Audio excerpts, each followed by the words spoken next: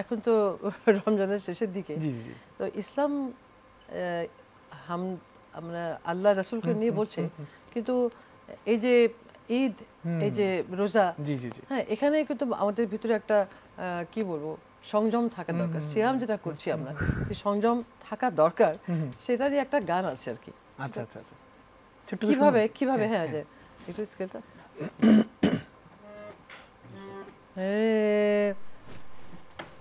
নাই হলো মা বসন ভূষণ,